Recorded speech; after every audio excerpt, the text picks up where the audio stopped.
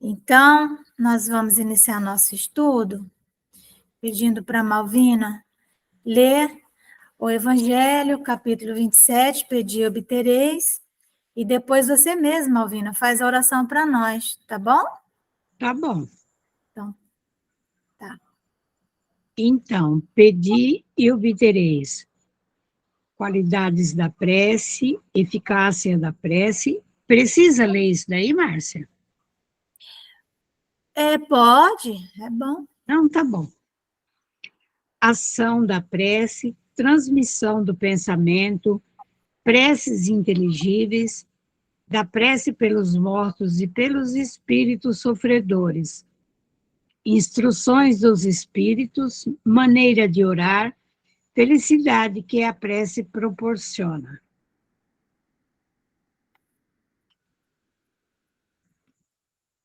Qualidades da prece. Quando orardes, não vos assemelheis aos hipócritas, que afetadamente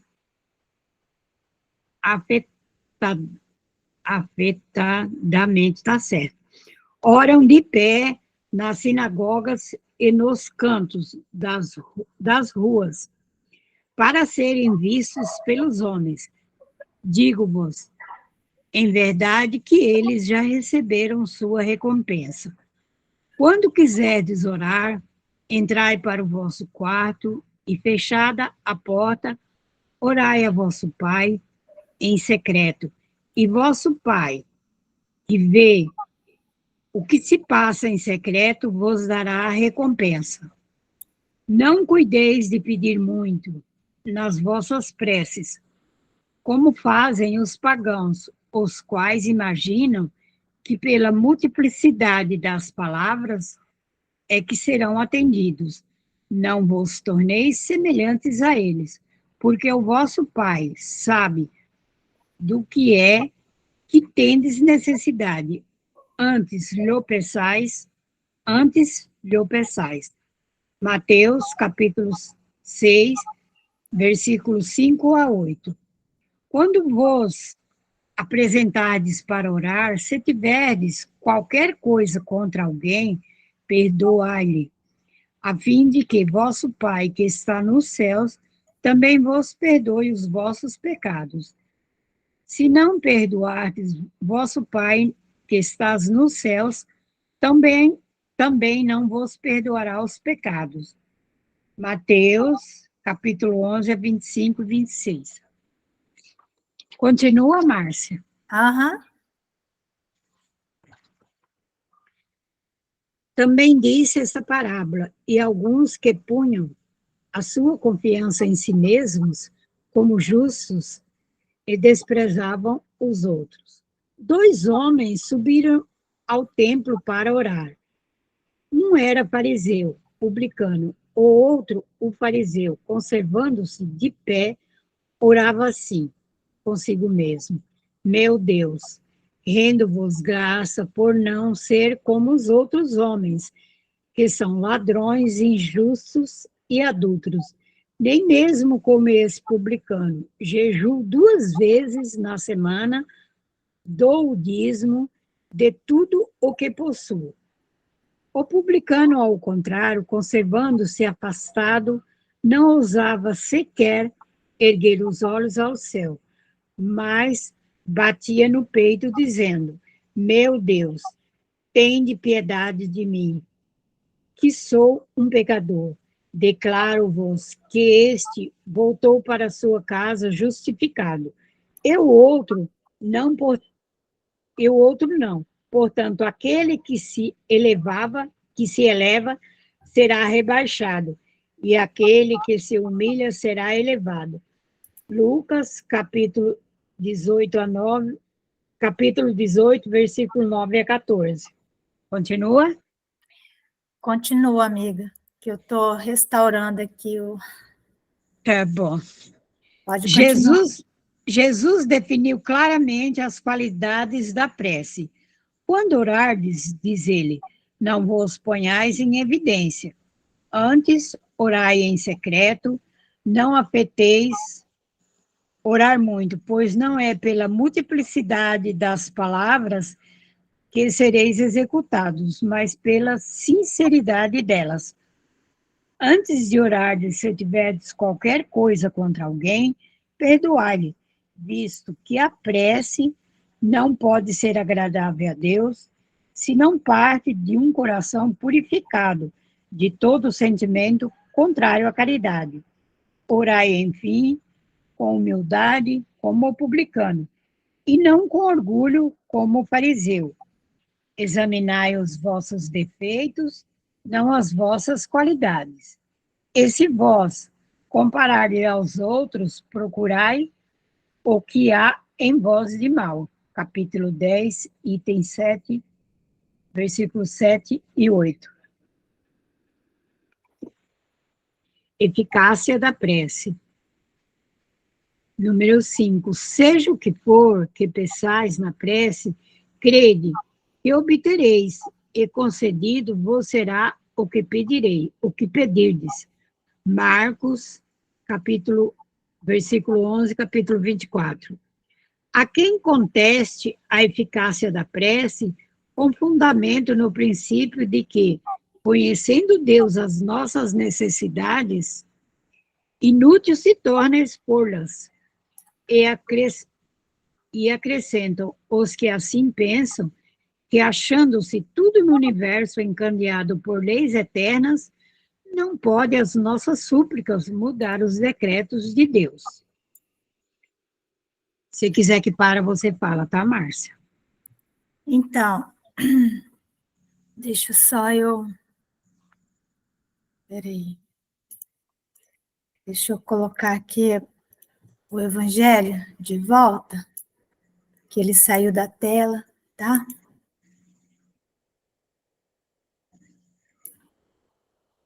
Saiu da tela. Então, Malvina, aqui nós estamos vendo que a oração, ela é uma relação direta, né, com Deus, que não é a quantidade de palavras que vai dizer se essa nossa prece é mais ou menos poderosa, mais ou menos eficaz. Veja que ele fala, né, do fariseu e do publicano, né? Um era fariseu, o outro era publicano. O fariseu, o que que era o fariseu? O fariseu é aquele religioso, ortodoxo ali, que cumpria todos os rituais, que eles mesmos impregnaram a lei de Moisés, né? Eles que encheram de muita coisa e passaram a dar aos rituais mais importância do que ao conteúdo mesmo. Então, eles se julgavam superiores. O publicano era aquele cobrador de impostos, o servidor público, que era sempre visto, né? Se Mateus era um servidor público, né? Um cobrador de impostos. Publicano significava isso. E então, que acontece, né? Jesus disse que o publicano, ele orou com humildade, não é? Enquanto que e voltou para casa, ó, justificado. E o outro, não, porque ele se julgava melhor do que todo mundo, né? Essa questão de orar em secreto, de entrar para dentro, né, do nosso quarto, vamos dizer assim, né? Ele está querendo falar dessa nossa intimidade, que se você... E isso tem muito a ver também, às vezes, com quando nós estamos também divulgando a nossa doutrina.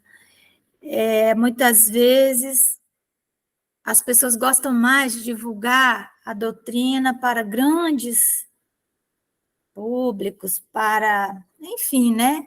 Grandes assembleias. E Enfim, eu sempre digo que as estrelas espíritas, né, as celebridades, eles é muito difícil conseguir trazê-los nessas regiões mais distantes, assim como nós aqui em Rondônia, né? Então, ter um pouco a ver com isso, sabe? A visibilidade, às vezes, porque nós temos que trazer isso que Jesus está falando também para a nossa realidade, né?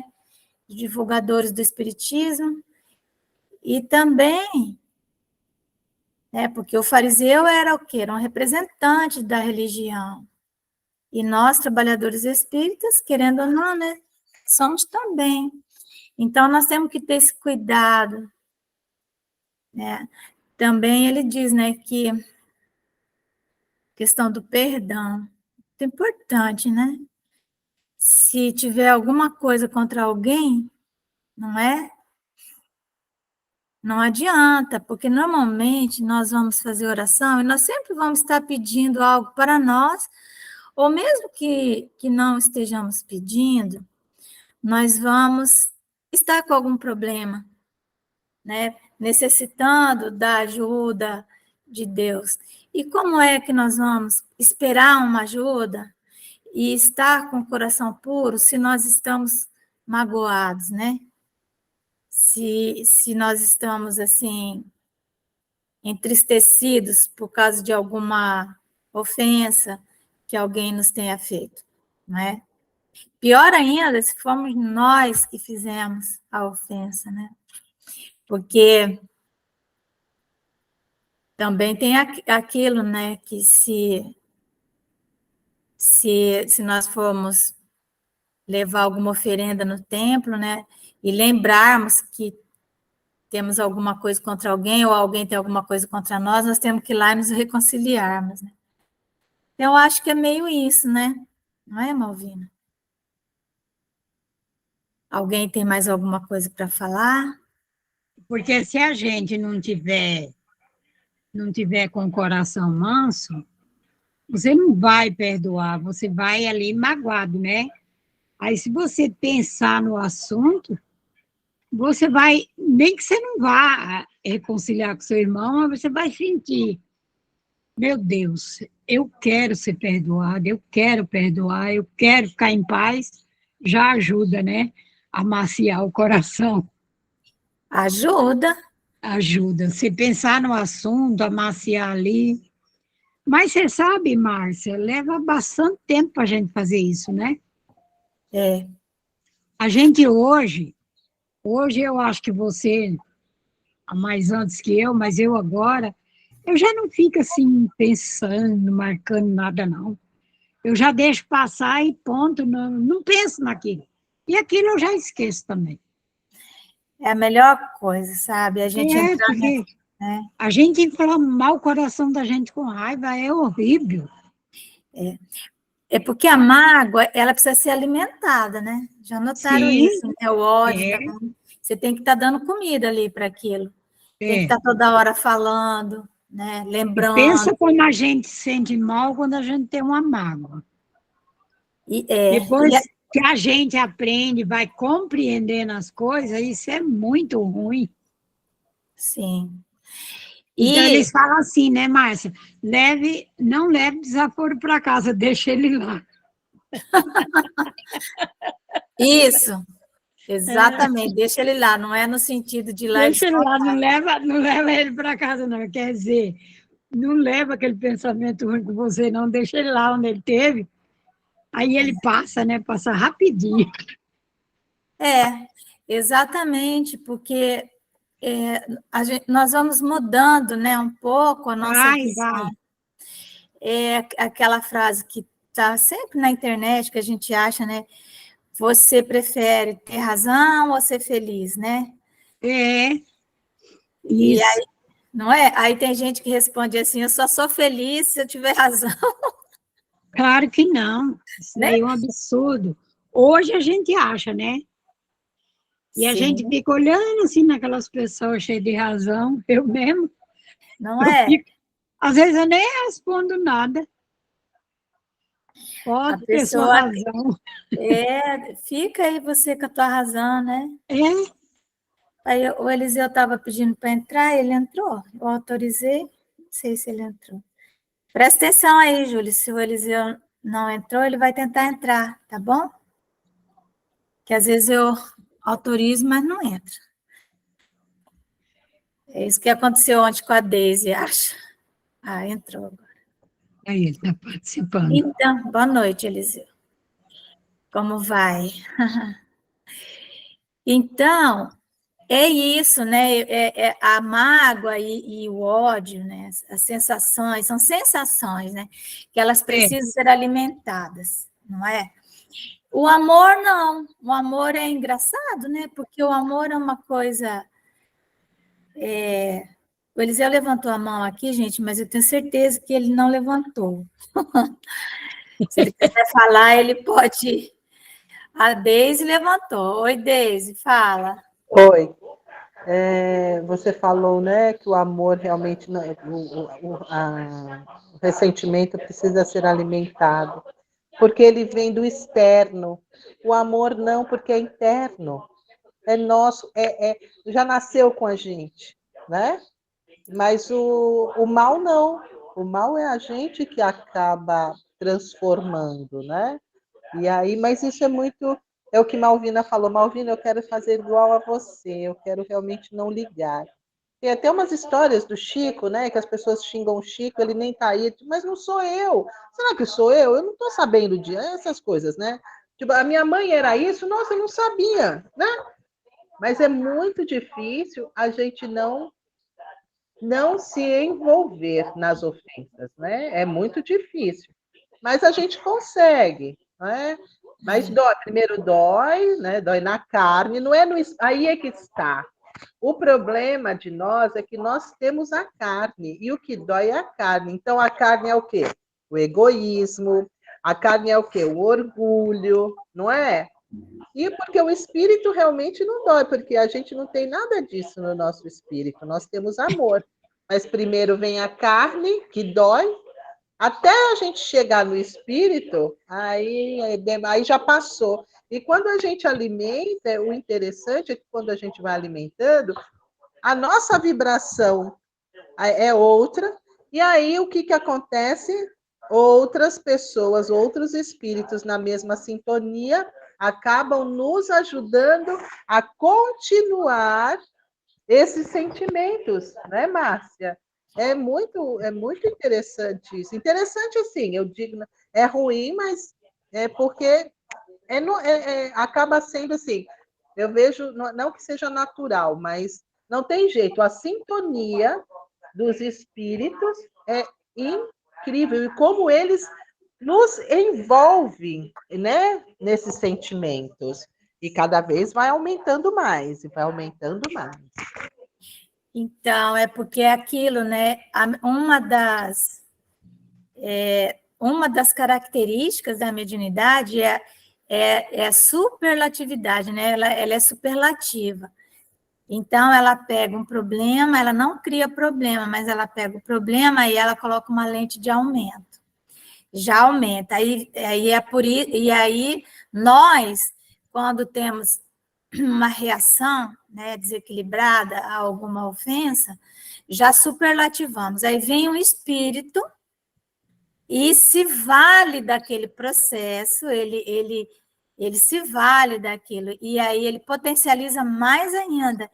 Então, uma coisa que às vezes poderia, se a pessoa tivesse conseguido ficar calado, sair para casa, poderia ter morrido ali, às vezes termina numa tragédia, não é? Por quê? Porque vai aumentando, né? A discussão, um fala num tom, o outro aumenta, daqui a pouco foi lá, né? Então, é isso, é procurar, né, nos condicionarmos a realmente não dar valor ao que dizem, ao que pensam a nosso respeito. Tem pessoas que parece que elas têm um plug nosso, né? Que tem pessoas que elas respiram perto da gente, a gente já passa mal, já se irrita, já responde. Então, sabedouros disso, Outras não, outras falam coisas, a gente não dá a mínima. Mas tem aquela que parece que ela sabe bem onde que ela vai apertar, né?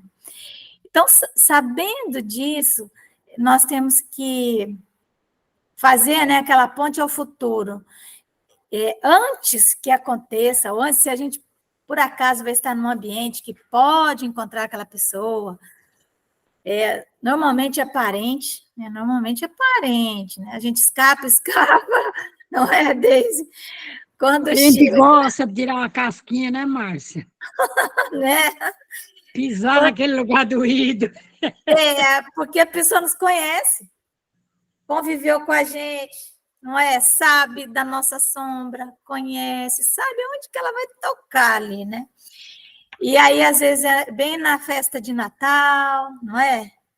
No aniversário não sei de quem, que a gente não tem como não ir. Mas, se nós já sabemos disso, temos que fazer o que se chama ponte ao futuro, né? Orar antes, fazer a oração, a prece. Imaginar que aquilo pode acontecer e já planejar a nossa reação, né? Chama-se ponte ao futuro.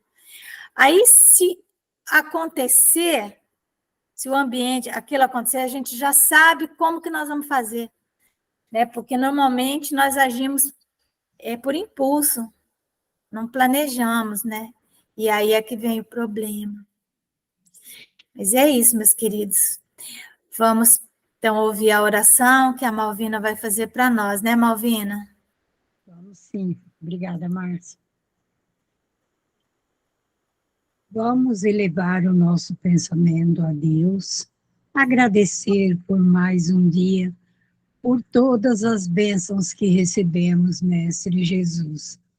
Nesse instante, peço a Ti por todos aqueles que estão sofrendo nesse instante. Leva, Senhor Jesus, as bênçãos, a cura e a paz a todos. Te peço, Senhor, por aqueles que estão nas ruas com frio, com fome, leva pessoas que possam chegar até eles para agasalhar, levar uma sopa quentinha. Te agradeço, Jesus, pela tua bondade com os nossos irmãos e com todos nós, todos os dias em nossa vida. Jesus, te peço pelas creches, os orfanatos, os hospitais, os presídios, por todos, enfim, que estão neste momento pedindo a Ti a proteção.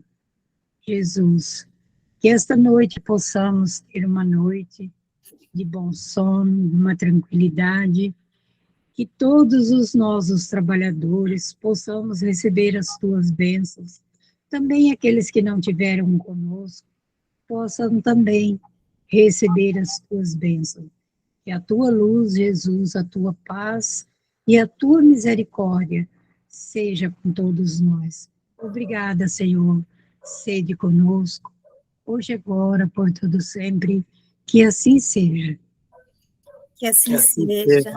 Graças a Deus. Graças a Deus. Bem-vindo, Eliseu. Como Obrigado. está aí? Está frio?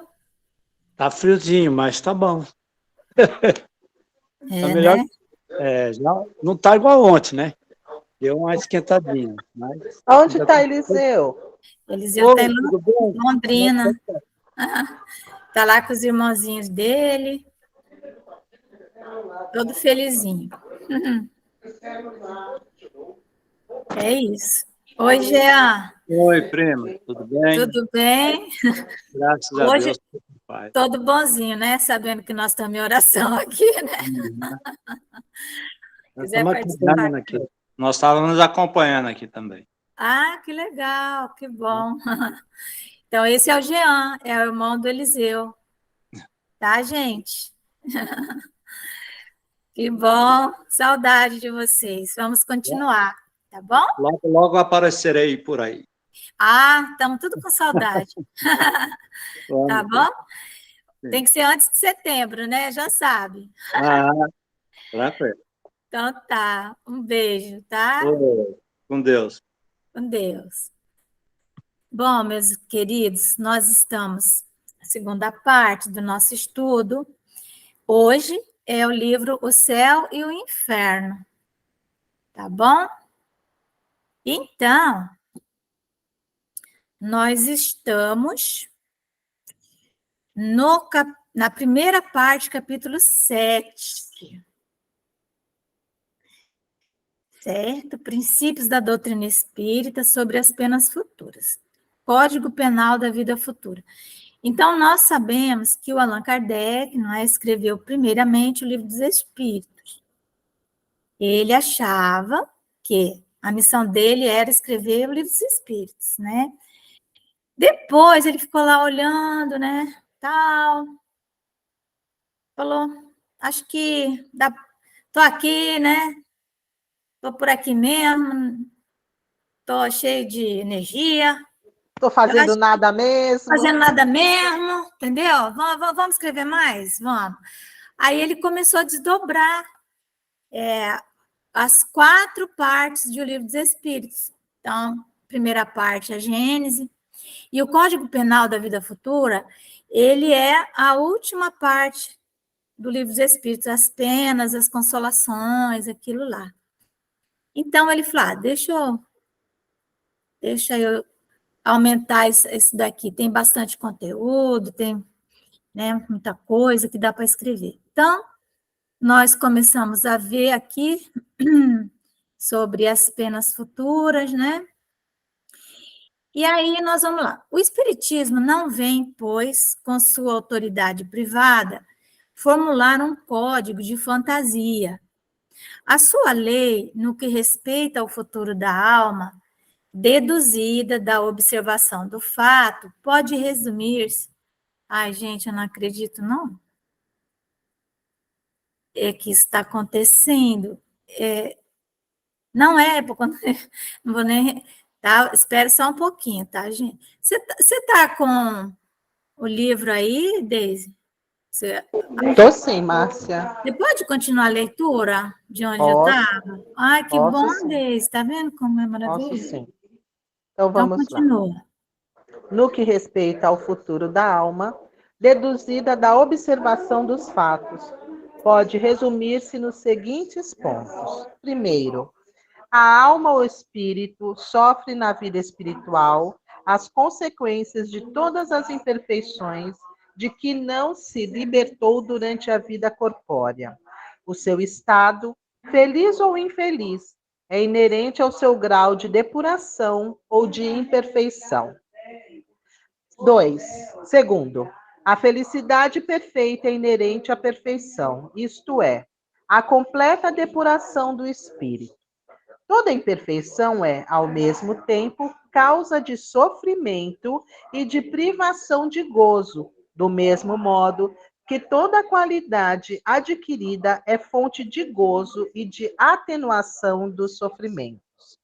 Terceiro, não há uma única imperfeição da alma que não acarrete consequências funestas e inevitáveis, como não há uma só qualidade boa que não seja fonte de um gozo. A soma das penas é assim proporcional à soma das imperfeições, como a dos gozos é proporcional à soma das qualidades. A alma que tem 10 imperfeições, por exemplo, sofre mais do que a que só tem 3 ou 4. Quando dessas 10 imperfeições não lhe restar mais que metade ou um quarto, sofrerá menos. E quando extintas por completo, não sofrerá mais e será perfeitamente feliz. O mesmo se dá na terra. Quem tem muitas moléstias sofre mais do que quem tem apenas uma ou nenhuma. Pela mesma razão, a alma, que possui 10 qualidades, tem mais gozos do que outra menos rica de boas qualidades. Quarto, em virtude da lei do progresso, que dá a toda a alma a possibilidade de adquirir o bem que lhe falta, como de despojar-se do que tem de mal, conforme sua vontade e seus esforços, resulta que o futuro é aberto a todas as criaturas. Deus não repudia nenhum de seus filhos, ele os recebe em seu seio à medida que alcançam a perfeição, deixando assim a cada um o mérito das suas obras. Então, acho que nós já podemos só fazer um comentário, né, Deise? Sobre... Deise? Oi, querida. É porque como a minha casa aqui está bastante barulhenta, eu estou desligando sempre, tá? Ah, Estou... então, não, é que eu não tinha... eu não tinha... Enfim, né? Aquele problema. O que nós podemos deduzir daqui? Não é? Que não existe penas eternas, não é isso? Não existe penas eternas, porque nós estamos sujeitos a uma lei, que é a lei do progresso. Então, o inferno, nós já vimos antes, não existe. Existe, sim, aquele estado infernal, né, que nós ficamos, criado por nós mesmos, não é? Mas toda alma, né, como diz aqui, né, tem a possibilidade de adquirir o bem que lhe falta, porque já que nascemos simples e ignorantes, não é? Então, e aquilo que nós temos de imperfeição ou de mal mesmo, nós vamos nos depurando. E isso é muito mais condizente com a justiça de Deus do que você imaginar que alguém que cometeu um erro seja punido para a eternidade, seja qual for esse erro. E outro, às vezes, não cometeu nenhum erro porque não aconteceu a circunstância, né? Não viveu aquela experiência tão grave como o outro viveu. Então, acho interessante essa parte aqui, ó. Deus não repudia nenhum de seus filhos, antes recebe-os em seu seio, à medida que atingem a perfeição, deixando a cada qual o mérito de suas obras. Então, nós podemos apressar, como nós podemos também retardar o nosso aprimoramento. No entanto, nós sabemos que existe um corretivo divino para nós, né? Primeiro, ele nos dá todas as possibilidades de uma forma menos dolorosa, em que nós podemos fazer o bem, praticar a caridade, aprender pelo lado do conhecimento. E quando nós continuamos ali renitentes, né, rebeldes, então aí ele tem um corretivo. Eu tenho uma tia, né, ela já desencarnou, tia Tereza, ela tinha atrás da porta dela um corretivo, era um rabo de tatu, que ela chamava os filhos, né, e tia Maria também, a mãe dos meus primos aí, a mãe do Eliseu, do Jean. Então, porque você imagina, ter aquele monte de filhos do homem, né, aquelas bagunças, mas Deus, ele também tem um corretivo para nós, assim, porque ele é nosso pai, nossa mãe, né? Então, continuar lendo aqui, se der qualquer zebra, você continua, tá, amigo?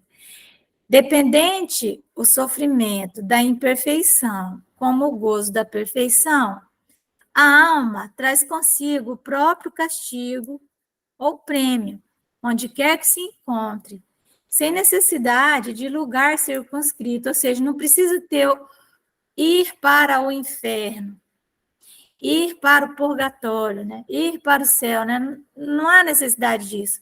Isso está dentro de nós, né?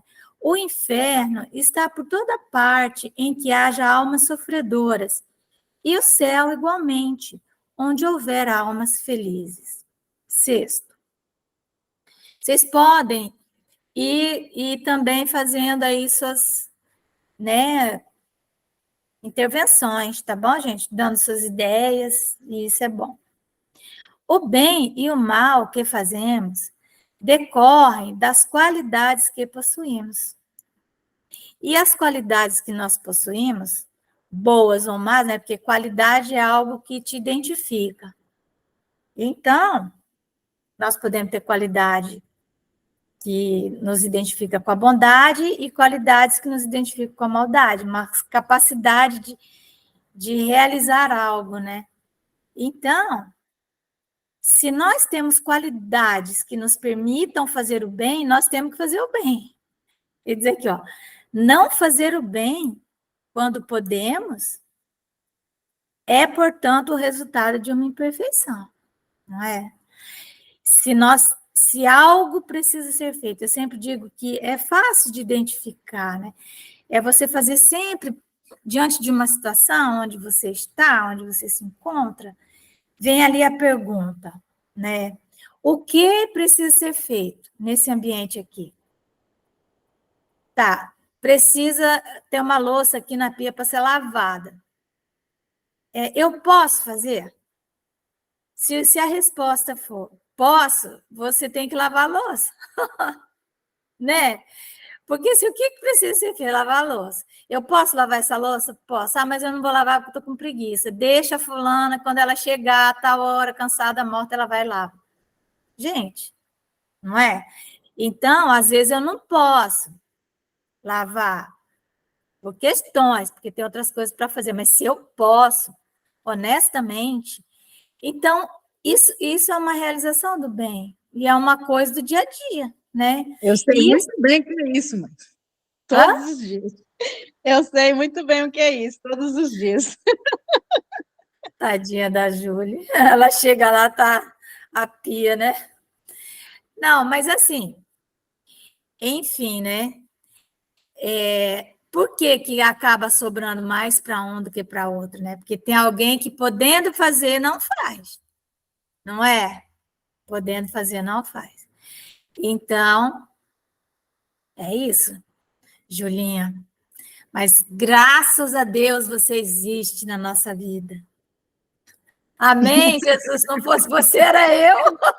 É, Não fosse tu, era eu. Aí já pensou? verdade. Mas, enfim, né? O que acontece, né? Se nós podemos fazer, né? Temos que fazer. Se toda imperfeição é fonte de sofrimento, o espírito deve sofrer não somente pelo mal que fez, como pelo bem que deixou de fazer na vida terrestre. É interessante isso aí, porque tem uma questão no Livro dos Espíritos, que é a questão 642. Deixa eu achar ela aqui, que eu vou ler ela. Que é justamente 642. Parará. Olha só o que Allan Kardec pergunta aos espíritos. Questão 642. Para agradar a Deus e assegurar a sua posição futura, bastará que o homem não pratique o mal? Aí os espíritos respondem: não, não basta não praticar o mal. Cumpre-lhe fazer o bem, no limite de suas forças, porquanto responderá por todo o mal que haja resultado de não haver praticado o bem. Né? Então, é exatamente isso que ele está falando aqui, que o espírito deve sofrer não somente pelo mal que fez, mas pelo bem que deixou de fazer na vida terrestre. E aí, eu quero contar uma historinha que, na verdade, não sei o que conto, é o irmão X, né, o Humberto de Campos, que fala que o Allan Kardec, ele foi dormir e aí ele teve um desdobramento, um sonho, né, então, desdobramento. Aí ele estava refletindo justamente sobre o bem e o mal, sobre essa questão, né, de até onde você responderia por isso, por aquilo. E aí ele foi levado a uma região de imenso sofrimento, mas um sofrimento assim inenarrável. Tão grande que ele falou assim: meu Deus, Quem são essas pessoas sofrendo tanto? Aí perguntou ao espírito que tinha levado ele lá, né? Aquela região. E aí o espírito falou assim: serão eles aqueles que condenaram Jesus à cruz, enfim, os responsáveis pela sua crucificação, aqueles fariseus, aqueles todos, né, os romanos, aqueles que debocharam de Jesus. Ele falou: não, essas almas, elas eram muito precárias e primárias. Algum tempo depois, alguns séculos depois, eles compreenderam a sua insensatez e já se recuperaram perante a lei divina, né? Já pagaram suas penas. Ele falou: nossa, serão eles, então, aqueles grupos de bárbaros, aquelas almas, aqueles espíritos, né, que faziam parte daquelas tribos horríveis que saqueavam as aldeias, botavam fogo, queimavam. Assim, não, não são eles, porque esses aí eram almas muito precárias e selvagens. Então, eles eram mais ignorantes, né, do que maus. E eles também já se recompuseram com a lei a partir do momento que foram compreendendo o que era o bem, o que era o mal, e então passaram a trabalhar pelo progresso. E ele foi perguntando, e não era nenhum dos que ele supunha que pudesse ser. Ele falou: mas então quem são eles? Ele falou assim: esses aí são os religiosos. São todos aqueles que conheciam a lei de Deus, conheciam o evangelho de Jesus, sabiam o que precisava ser feito, e mesmo assim não fizeram. Então, são eles que estão aí. E aí, Kardec acordou desse sonho, e é quando, então, ele registra a questão 642 do Livro dos Espíritos. Para agradar a Deus e assegurar sua posição futura, bastará que o homem não pratique o mal. Então, não basta, né? Se você já tem conhecimento da lei, se você já sabe o que deve fazer, se você já tem um conhecimento, porque nós vivemos num certo padrão de civilização, né? Nós já tem muita coisa que nem é preciso ser religioso para saber que aquilo está errado, não é? A civilização já nos mostra que aquilo não está certo. Então, se mesmo assim você sucumbe, né, ao mal, então você vai responder de uma forma muito grave. E, por outro lado, se você já sabe que, diante de uma situação, você tem que fazer uma intervenção, e essa intervenção tem que ser adequada, é uma intervenção para o bem, para resolver a situação, é nossa obrigação fazer, porque Deus usa cada um de nós como instrumento do final da prova do outro, não é? Então, se nós podemos interferir na vida de alguém para ajudá-la, se nós podemos, às vezes a gente não pode, nós temos que fazer, é nossa obrigação fazer. Ah, mas às vezes a gente tenta e não consegue ajudar. Pois é, mas você está fazendo a sua parte. Você não consegue ajudar porque aquela pessoa talvez esteja em curso na lei de causa e efeito, de tal modo que, por mais que você faça, você não vai conseguir tirá-lo dessa situação. Mas você sempre vai amenizar um pouco. Sempre vai amenizar um pouco. E aí Deus vai olhar, né? A vida vai olhar que você tentou, né? Fez o que você podia. Alguma consideração mais que alguém queira fazer? Vamos lá. E tem 7º. Dá para ler, acho que mais uns 2.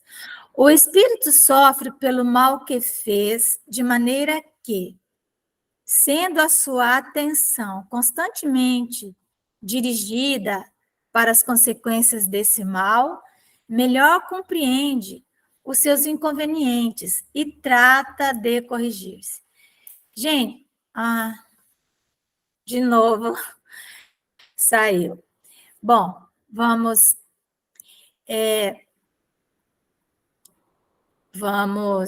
continuar, né? Só falando sobre isso.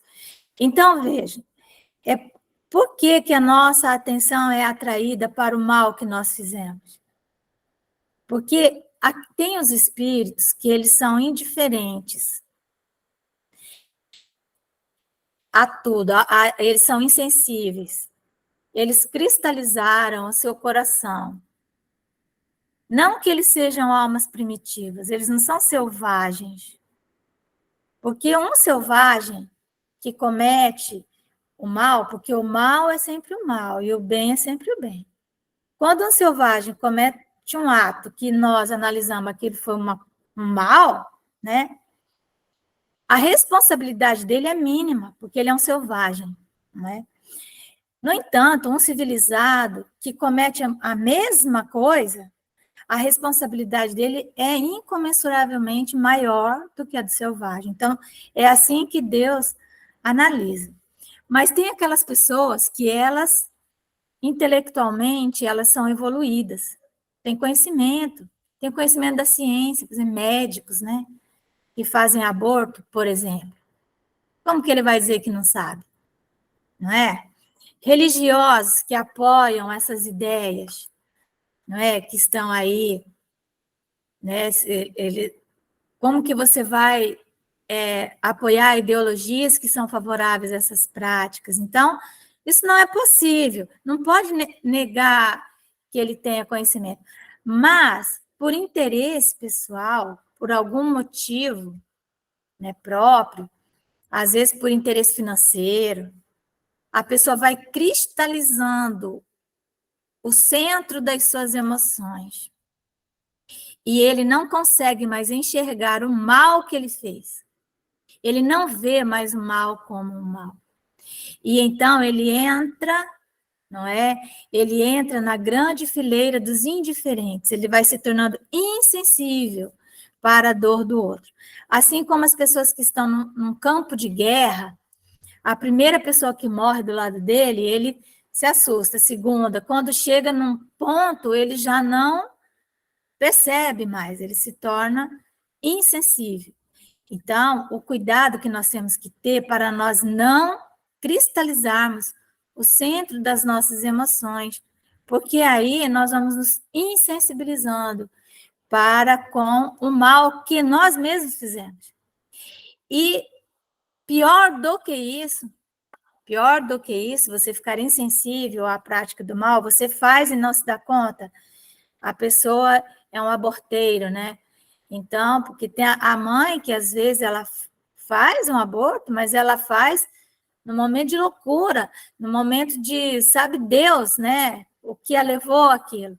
Mas tem um aborteiro, é aquele que ele proporciona que aquilo aconteça, as aborteiras, enfim, né? Todos aqueles que colaboraram para que aquilo aconteça, essas pessoas estão cristalizadas. Elas não conseguem enxergar mais. No entanto, tem aqueles que se comprazem no mal. É pior do que o que está cristalizado. O que está cristalizado, ele não sente mais, ele está ali. Mas aquele que se compraz, né? Então, são os espíritos perversos e cruéis. Quando nós estudamos no Livro dos Espíritos a escala espírita, nós vemos que nós temos na Terra 3 ordens de espíritos. Uma das ordens é a terceira ordem, é a ordem dos espíritos imperfeitos. E dentro dessa ordem dos espíritos imperfeitos, tem 6 classes. Ao todo, são 10 classes. Nós temos 6 classes na terceira ordem, nós temos 3 classes na segunda ordem e uma ordem única, né, que é a ordem dos espíritos puros, perfeitos, então só tem uma classe. Então, lá, a 10ª classe, que é a classe última dos espíritos imperfeitos, estão os espíritos que se comprazem no mal. Eles não vivem eles não estão na crosta da Terra. Eles estão, eles vivem em regiões da crosta para baixo, quando estão desencarnados. Né? Quando estão desencarnados, eles não gravitam na região da crosta, que é essa nossa região. Os espíritos que gravitam aqui na crosta são espíritos ignorantes, são esses espíritos até selvagens que estão ali, são espíritos que estão vivendo a consciência de culpa, que já se deram conta do mal que fizeram, então ficam aqui na crosta terrestre, criando muitos problemas para nós, né, encarnados. Mas esses espíritos que se comprazem no mal, eles, quando desencarnam, eles gravitam para regiões abaixo da crosta da Terra, regiões de sombra, regiões de trevas, as regiões abissais que chamamos. E eles gostam do mal, eles se comprazem no mal, e às vezes eles conseguem teleguiar alguns encarnados, porque há encarnados dessas regiões na crosta, né? Porque essa dimensão que nós vivemos é uma dimensão onde tem espíritos de todas as ordens. Só não tem espírito puro, se tiver um ou outro, né? Mas existem os espíritos benevolentes, que reencarnam entre nós de tempos em tempos, né? Que estão na segunda ordem, e os espíritos dessas várias classes que estão entre os espíritos imperfeitos, certo? Então, os espíritos que se comprazem no mal, que são a 10ª classe, eles reencarnam de vez em quando. E nós estamos vivendo um momento que algumas, não deveria nem chamar de falanges, né?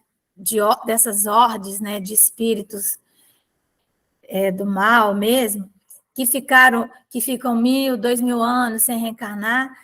Às vezes eles reencarnam em grupos, é autorizada a reencarnação deles, e eles causam grande perturbação. Então, nós estamos vivendo um momento agora da reencarnação em muitos grupos dessas ordens de espíritos que se comprazem no mal, que são muito inteligentes, que assumem postos de comando na Terra, né?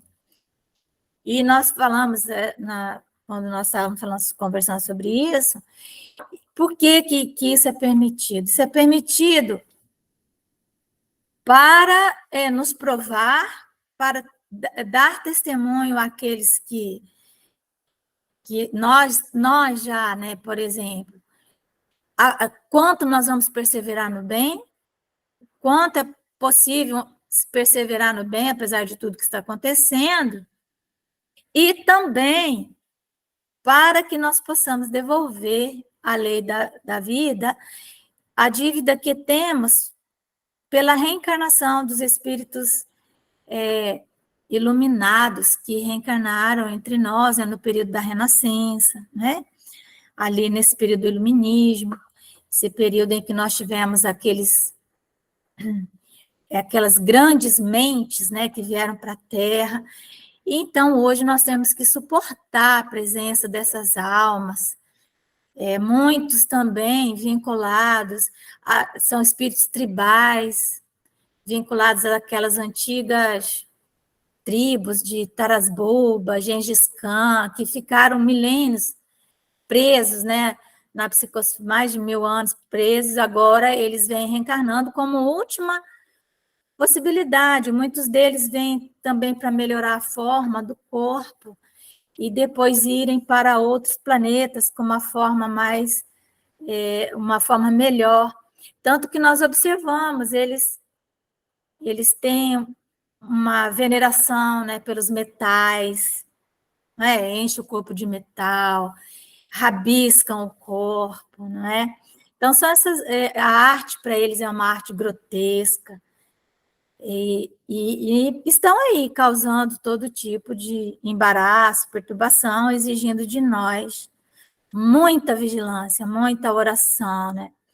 E nesse momento tão difícil, né, que nós estamos passando na Terra, de transição, os Espíritos nos convocam à oração, a oração diária ali mesmo, porque nós ainda estamos subjugados por esse mal, né, que está aí pela Terra. Então, alguém quer comentar alguma coisa? Estamos chegando ao nosso final.